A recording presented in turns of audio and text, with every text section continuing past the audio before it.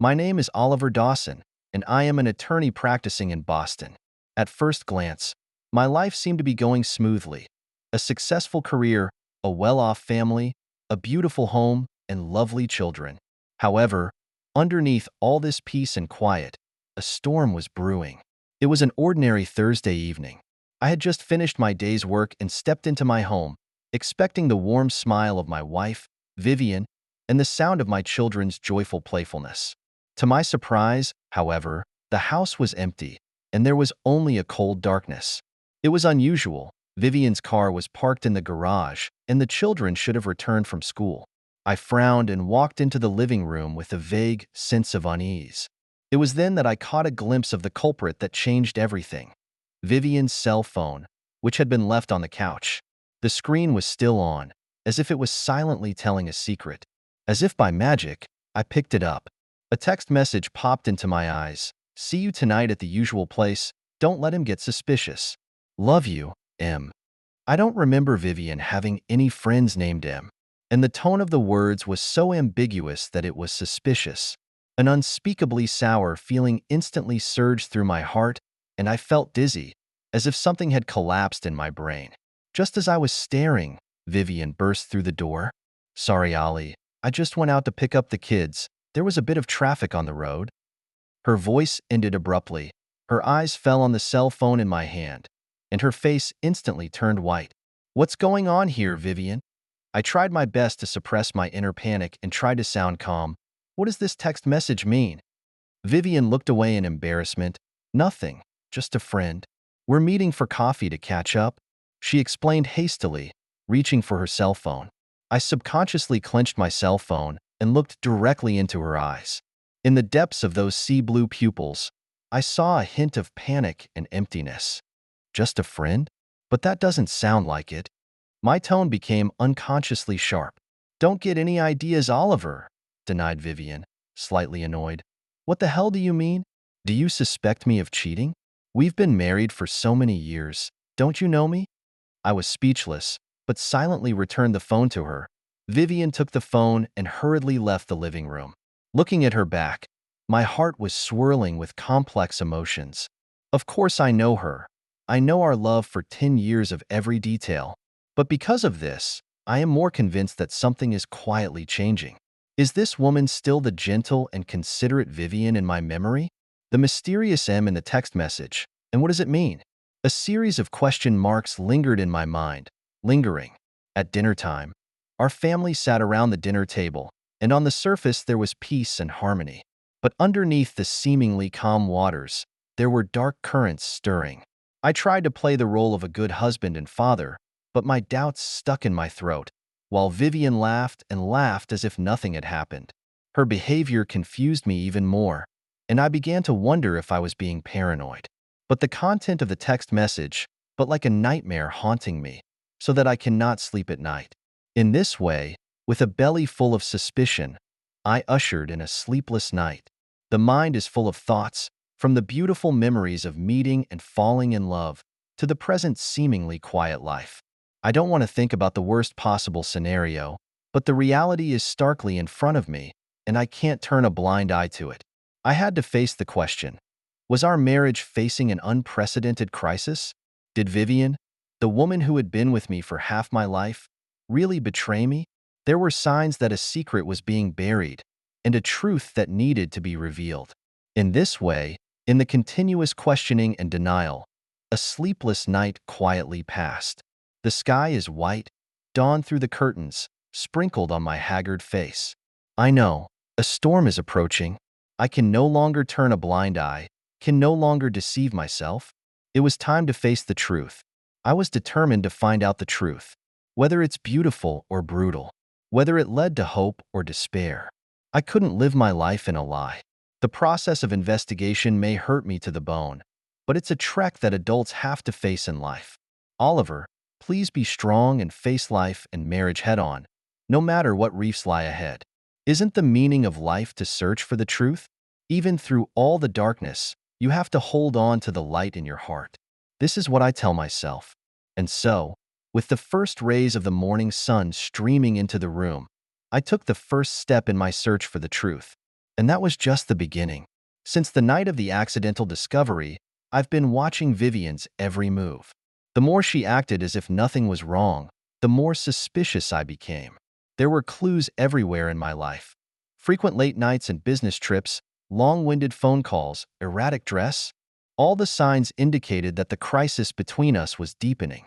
At the same time, my work was at an all-time low and I was on the verge of a breakdown after a long period of overwork. After a long period of overwork, exhaustion, and marital worries, I was on the verge of a breakdown, and Murphy Law Firm had recently taken on a difficult mergers and acquisitions case, to which I had to devote a great deal of time and energy as lead counsel.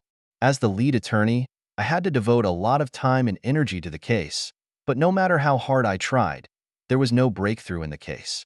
In the courtroom, I began to make frequent mistakes, omitting key evidence, misquoting laws, and even speaking incoherently when cross-examining witnesses. I could feel the astonished stares of my colleagues, who must have been whispering behind my back about my erratic behavior.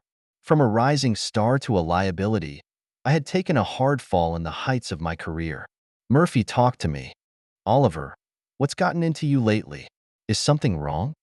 He frowned, and his tone was one of concern and resentment. I smiled bitterly and shook my head, not knowing what to say. "I'm sorry for the trouble I've caused the company. I have some personal matters." Murphy sighed. "Oliver, whether it's work or life, if you encounter problems, there's nothing to be embarrassed about seeking help in time. There are many seniors in the company, including me, who have been there before. We will give you support." I nodded gratefully, forcing a smile. "Thanks. I'll adjust as soon as I can." Walking out of Murphy's office, I took a deep breath. I was losing on both fronts, career and marriage. But now, I had to get my act together. As Vivian's behavior became more and more obvious, the truth was too close for me to run away from. I began secretly investigating Vivian's whereabouts. At first, it made me feel guilty, as if I was violating the trust of my marriage. But when I saw the suspicious charges on her credit card statement, when I witnessed her answering an unknown number late at night, my heart turned cold.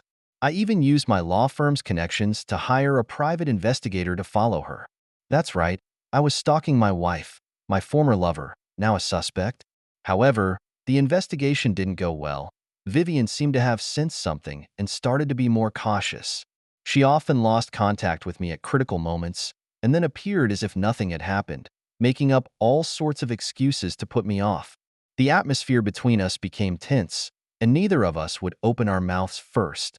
I'm suffering inside. Love, dignity, trust. Everything good is falling apart. Love, dignity, trust. All the good things are falling apart. Vivian, the Vivian we thought we could be together for life. What are you hiding? Is it possible that our relationship has changed a long time ago? Just as I was getting close to despair, the detective brought in his findings. The photos exploded in front of my eyes like a bolt from the blue. Vivian and her high school friend Mark kissing in front of a hotel in an intimate and loving gesture. My mind went boom, and the world began to spin. I shuddered as I looked through the photos, over and over. Is this the truth? The brutal, ugly truth. Our 10 years of marriage had been desecrated to the point of worthlessness. I felt a pain that tore at my heart, as if I had been plucked out alive. Vivian, how can I face you? How can I face this broken family? I didn't confront Vivian right away. I needed time to calm down and the courage to face a world that was falling apart. I started avoiding her, using work as an excuse to stay out at night. In reality, I just wandered aimlessly around the city, letting my thoughts wander and testing the edge of despair. Should I try to save this marriage? But what is there to save? I kept asking myself, but I couldn't get an answer. I wanted to scream and destroy everything, but there was nothing I could do. Darkness spread in my heart and swallowed me up. Along with the photos, the last vestige of luck in my heart was mercilessly shattered. But I wasn't ready to face Vivian and the tragic truth. I needed a little more time to heal the pain and think about the future. However, fate seemed to be playing a cruel joke on me. Just when I was suffering alone, the company's annual meeting came as scheduled. As the company's ace lawyer, I had to be there. But when I arrived at the meeting place, I found that Vivian was there. She was talking and laughing with that damn Mark. It turned out that Murphy's wife and Vivian were classmates in college, and this year they had arranged the reunion and the company's annual meeting at the same venue, and Vivian, as my wife, was not a big deal to show up here. As my wife, Vivian's presence here is not a big deal, but seeing her so close to Mark made me feel thunderstruck. Fighting back my anger, I walked up and put my arm around Vivian's shoulders. "Honey, why didn't you tell me you were coming?" I tried to squeeze out a smile, but my tone hid a cold question. Vivian was obviously stunned, and her face instantly turned pale. She looked at Mark in a panic, and then looked at me, reluctantly smiled, and said, "You've been so busy with work lately, I don't want to bother you. Besides, I decided to come here on the spur of the moment." I snorted. "Really? I see you're having a nice chat with Mr. Mark." "Did you say Mark?" said Vivian in a casual manner. "He's a friend of mine from high school. It's been a while. We're catching up." My anger mounted, and I looked past Vivian to Mark. "Catching up? What kind of catching up? In bed?" My words were like a bomb thrown into the crowd. There was instant silence around the room, with coworkers looking at each other and whispering. Everyone seemed to smell the flavor of gossip. Mark reddened and stammered his defense. "Oliver, let me explain. It's not what you think." "What do I want?" I sneered and approached him. "You coveted my wife, destroyed my family. What more do you want?" Vivian scrambled in front of Mark, tears welling up in her eyes. "Ollie, don't do this. Please listen to my explanation." I couldn't hold back any longer. Vivian screamed and jumped over to me, while I punched Mark like a madman, my eyes blurred with tears. Years of resentment poured out at this moment, and my fists rained down on him. As our coworkers scrambled to pull us away, Murphy shouted, "Oliver, are you crazy? Stop it." I was trembling and in tears. Shame, anger, despair, all sorts of emotions were screaming in my chest, almost tearing me apart. I left everyone behind and rushed out of the venue, letting Vivian shout my name behind me at the top of her lungs. Stumbling down the stairs, I collapsed on the curb. The unpleasant scene was haunting my mind, and I couldn't get it out of my head. My career, my marriage, everything I was so proud of was falling apart. I hid my face and cried bitterly, no longer able to suppress the pain in my heart. Is this the end of us? 10 years of marriage, broken up just like that. And I've become the laughingstock of everyone. Vivian, how did we get to this point? Some truths, once revealed, can never be returned. I fell into the infinite darkness, never seeing a ray of light. The wreckage of my marriage was scattered all over the place, and the beautiful vows I had made were all gone. I didn't know how to clean up this mess and how to start a new life. After the farce of the company's annual meeting, my life has become a complete mess. The original shaky mask was mercilessly torn to shreds, and the blood-soaked wounds of my marriage were exposed to the world. I had to endure the pitying or teasing gazes of my coworkers, as well as uncountable gossip behind my back. Most of all, I was devastated when Murphy called me into his office and said, "Oliver, I understand the situation you're in, but the firm can't afford to take a chance on an emotionally unstable person leading a major case. I suggest you take a vacation and clear your head. When you're ready, come back to work." I know he's politely giving an expulsion order, but what could I say? I know myself. The current state is not competent to work. I can only gray packing things, in the colleagues or sympathy or contempt in the eyes of the sad departure. When I got home, I found that Vivian had moved out. All her belongings had disappeared, even her favorite paintings. The house was empty, and there was an aura of death everywhere. On the coffee table, there was a letter lying quietly. I picked it up with a shudder. It was from Vivian. "Oliver, we both need to calm down for a while. This marriage has been too much for both of us. I'd like to move out for a while. Maybe a separation is the best thing for us right now. I'll be at my mom's. If anything happens, you can call me." "I'm sorry, Vivian." I smiled sadly. "Separation? Isn't it too late for that? Our marriage is already full of holes. Is there any need to save it?" I crumpled up the letters and let them fall to the ground like my marriage. After losing my job and my wife, I lost all the meaning of my life overnight. I began to drink heavily all day long, and I drank all day long at home. Alcohol brought a short-lived numbness, but it could not fill the hole in my heart. Friends have called to comfort me after hearing what happened. That woman doesn't deserve you. She betrayed you. You should hate her. But I couldn't. I can't hate Vivian, just as I can't part with my love for her. Whenever it's late at night, looking at the empty house, I still can't help but think of the little things we used to have. The girl in the throes of love, shyly hiding behind a rose bush in the garden, waiting for me to come.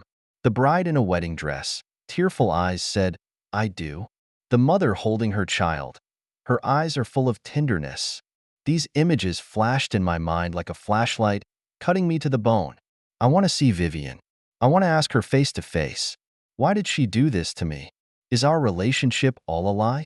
But when I summoned up the courage to call her mother's house, I always got a cold rebuff. Vivian says she doesn't want to see you. Please leave her alone. My heart sank a little. Maybe we really can't go back. I should let go, just like Vivian gave up this marriage. But I can't. I still call her number, even if it's busy. And so, day after day, I tortured myself. Alcohol has become my last comfort. I time and time again to drink to drown my sorrows. But the deeper I fell. Finally, one day, I got so drunk in a bar that I forgot my name. In a haze, I saw a familiar figure walking towards me. It was Vivian. She was as beautiful as ever, smiling from the corner of her eye, holding out her hand to me. I got up trembling and tried to embrace her in my arms, but I missed. The bartender tapped me on the shoulder and woke me up. I realized that everything I had just seen was a drunken hallucination.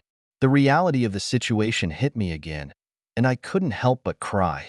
What in God's name is happening to me? I had been reduced to searching for phantoms and alcohol in order to see my wife. Tears blurred my eyes. I stumbled out of the bar. The cold wind, mixed with rain on the face, but could not blow away the haze in my heart. I felt that my whole body's strength had been drained, and I could no longer support myself. So I fell on the street. Let the cold rain wash over my body. I fell into a coma. When I woke up again, I was lying in a hospital bed. The nurse told me that I had been found on the side of the road. My vitals were weak. It was Murphy who rushed me to the hospital, otherwise the consequences would have been disastrous. I smiled bitterly and closed my eyes. Why bother? I'd rather end my life like this than live in pain day and night. Vivian, do you know that I don't know how to go on living without you? Murphy came to visit me in the hospital room with worry in his eyes. Oliver, I don't know what to say, but you can't go on like this. You've got to pull yourself together and face reality. I shook my head sadly. But the reality is so harsh, Murphy. It's taken everything from me, my career, my marriage, even my courage to live. I really don't know what to do. Murphy sighed and patted me on the shoulder. Go talk to someone, Oliver. It might feel better to talk about your pain. I've heard that Dr. James, the psychiatrist, has been counseling marital problems lately, so maybe he can help you. Dr. James? I froze. Yeah, maybe I should talk to someone besides alcohol. After all, if I keep this up, I'm not going to die. And so, with a lot of bitterness and a small glimmer of hope, I stepped into Dr. James' office. Perhaps he could help me find the key to get out of my predicament. Dr. James is a kind, middle-aged man with a friendly smile and a penetrating gaze. He listened patiently to my story, frowning or nodding from time to time, recording something in his notebook. Oliver, I can feel the pain in your heart. Betrayal is one of the most difficult wounds in a marriage. But I must point out that Vivian's infidelity is only a symptom of the problem, and I'm afraid the real root of the problem is much deeper. I shake my head bitterly. Was it something I didn't do well enough? I let her feel dissatisfied, but I love her so much that I am willing to give everything for this family. Dr. James sighed. Love sometimes doesn't solve all problems, Oliver. Everyone has a different definition of love and different needs. Perhaps Vivian needs more than just your devotion. So what else does she need? I was confused. That's what you need to explore. Dr. James looked at me meaningfully. When a marriage breaks down, it's often not the fault of one party. It's a combination of things. For example, have you ever really understood each other's inner desires? Have you listened to each other? I was speechless. In retrospect, in our busy lives, we seldom seem to calm down and talk about each other's feelings, even if the same bed, but also maybe two lonely hearts. Oliver, I suggest you try to put yourself in Vivian's shoes. Put yourself in Vivian's shoes and try to understand her situation and why she made the choices she did. Only through understanding can you take the first step toward reconciliation. Thinking differently? I never thought of it that way. All this time, I've positioned myself as a victim, full of resentment, but I've never calmed down to look at my role in the marriage. Dr. James saw my confusion and smiled. It's going to take a process, Oliver. We might as well go through it from the beginning and see what your problems are. Come see me once a week. Take your time. Don't rush. I nodded, and a ray of hope rose in my heart. Maybe, through Dr. James' guidance, I could get out of the mire of my mind and regain my old self. I started to have weekly counseling sessions with Dr. James, who was like a wise man, guiding me step by step to explore my heart, face my pain, and analyze myself. Gradually, I began to learn to think differently and to try to understand Vivian's feelings. She often complained that I was too busy working to spend time with her and the children. One day, I confided in Dr. James, "But I'm doing all this for the family. Did it ever occur to you that maybe Vivian needs you as a person more than she needs the money you've earned?"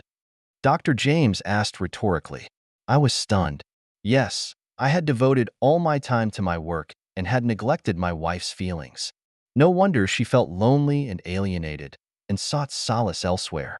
Once again, I talked about Vivian's dream of writing. She's always clamoring for a book, but I don't think that's realistic. After all, we have a family to feed. Have you ever thought of supporting her instead of just cracking down? Dr. James said, everyone needs self-actualization and desires the understanding and support of their partner. If you can't even identify with each other's dreams, how can you talk about the soul? I fell silent again. Vivian used to love writing, but due to all the pressure after marriage, she gradually lost it.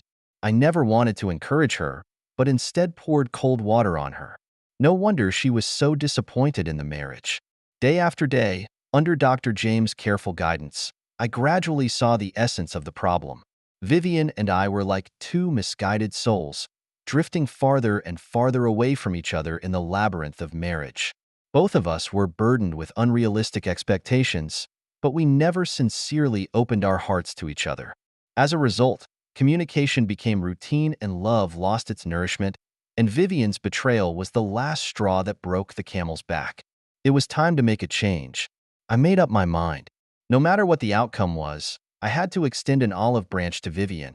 Even if it was just to make a clean break, it was better than consuming myself in pain.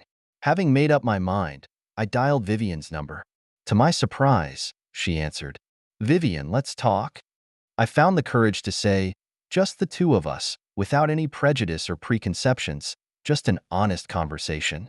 There was a long silence on the other end of the line, and a slightly shaky sigh came out. "Okay, see you at the usual place." I hung up the phone and breathed a long sigh of relief. The sunlight poured through the window and poured on my face. On this cold winter day, there was a warmth in my heart. It was the flame of hope, though weak, but always flickering. "Vivian, can we start over?" I don't dare to hope for too much. I just hope that after this bloody baptism, we can both become better versions of ourselves. On a sunny Sunday, I went to the park where Vivian and I first met. After so many years, nothing seems to have changed here. The benches, the fountain, the lawn, everything was just as I remembered it. The only difference is that the person sitting on the bench waiting is no longer the young man who was full of vigor back then, but a middle-aged man who is full of vicissitudes of life and sadness. Vivian came hesitantly, and I hardly recognized her. Her once colorful face was covered with sadness, and her eyes were deeply tired. It seemed that the collapse of the marriage had not only hurt me, but also tormented her. "Vivian." I tried to pull off a smile. "It's been a long time." "Oliver." She nodded reluctantly and sat down next to me.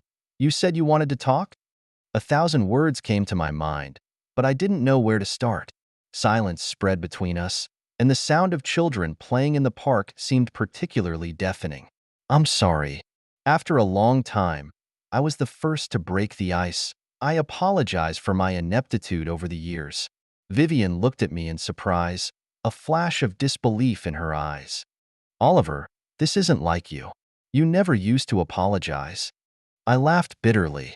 People always need to experience some pain in order to learn to reflect. During this period of time, I have thought a lot about our past, about our marriage, about myself. And then what? What did you find out? Vivian didn't seem intent on making it easy for me. I took a deep breath and looked her straight in the eye. I realized I was wrong, Vivian. I realized I was wrong, Vivian. So wrong. I always thought I was giving to the family, but I forgot to listen to you. I blamed you for not understanding, but never tried to understand you. I said I loved you, but I never really gave you the support and care you deserve as a husband. Vivian looked at me blankly, tears welling up in her eyes. Oliver, do you know? When I married you, I had so many beautiful visions of marriage. I thought we would be the happiest couple, supporting each other and working together.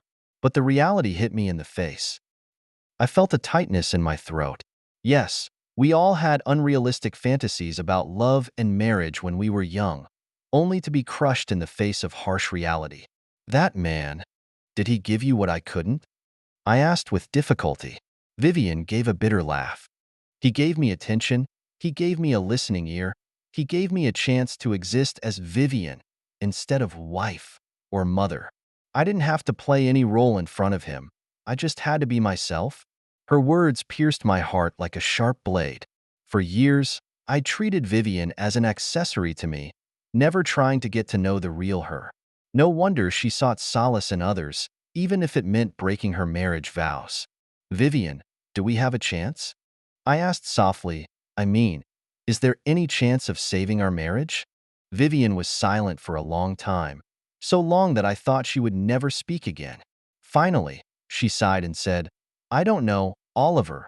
The damage is done and the trust is broken. Even if you and I were willing to make amends, it would be a long and difficult process. I'm not sure we have the courage or the fortitude. I looked at the carefree, smiling faces of the children in the distance, and a pang of sadness welled up in my heart.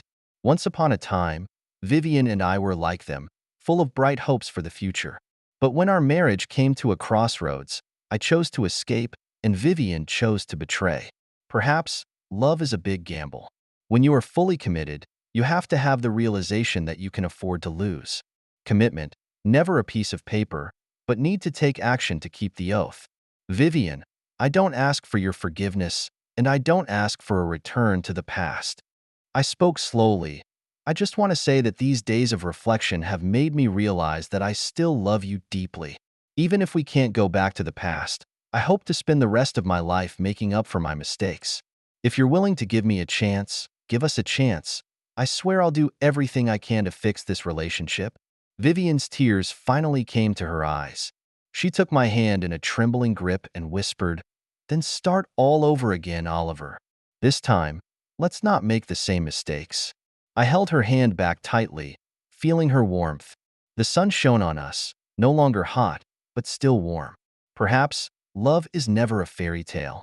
It is accompanied by the test of reality, need to endure countless trials and tribulations. But it is in these sufferings we have learned to forgive, understand, and tolerate. And this, precisely, is the most valuable meaning of marriage. I know that Vivian and I still have a long way to go. It will take time to heal our broken hearts and a little bit of time to pick up our broken trust. But at least, we took the first step.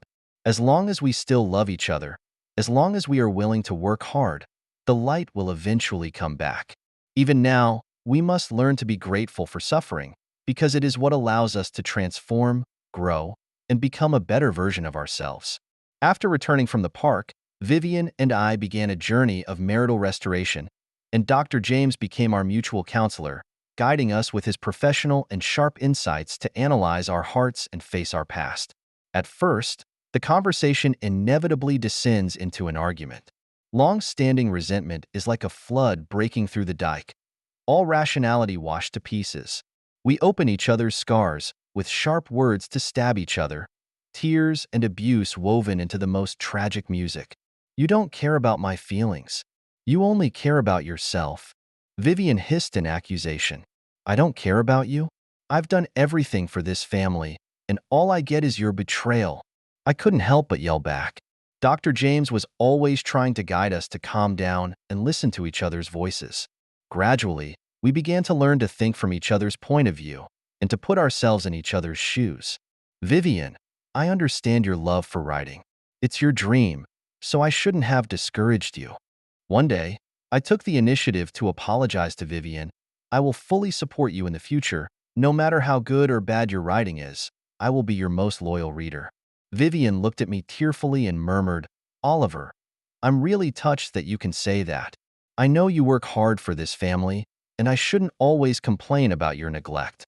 It's me who imposed my own expectations on you, but I forgot to sympathize with your difficulties. In this way, through a heart-to-heart conversation, we gradually removed our defenses and opened our hearts. The wounds buried in our hearts were uncovered little by little, and the bloody wounds began to heal. We learned to listen again, to understand, and to forgive.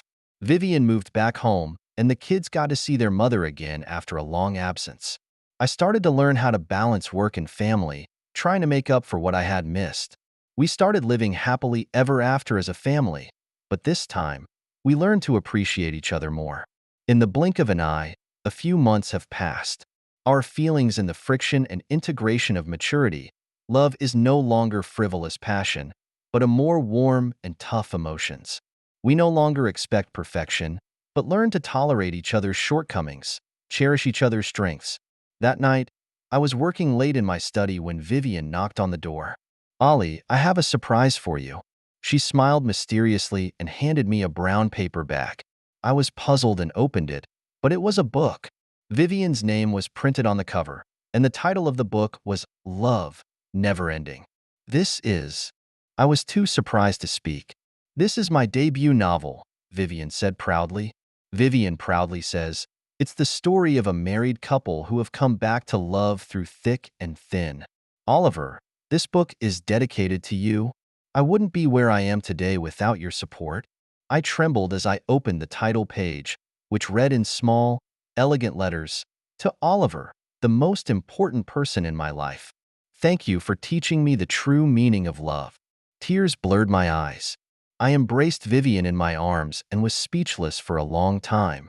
At this moment, all the pain and suffering disappeared, leaving behind only gratitude and hope. This is the story of Vivian and me. We were lost, we were desperate, we thought our marriage was over. But love gave us the courage to be reborn. It allowed us to grow, to change, to become better versions of ourselves. Love is never overnight. It needs to be watered and cared for day after day. In the storm, we have to learn to help each other. In the dark, we have to become each other's light. Only in this way can love last forever.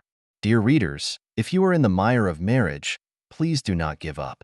As long as you are willing to take the first step, as long as you still have hope for love, the light will eventually come. Let's walk hand in hand and use the power of love to create the miracle of life. The years go by, but love lasts forever. Let us open a new chapter in our lives with forgiveness and understanding. May you and I be free in love, grow in pain, and meet the extraordinary in the ordinary. Thank you for taking the time to listen to today's story. If you enjoyed it, please like and subscribe if you haven't already. If you have a story to share about your own or someone else's experience, please feel free to contact me. Take care.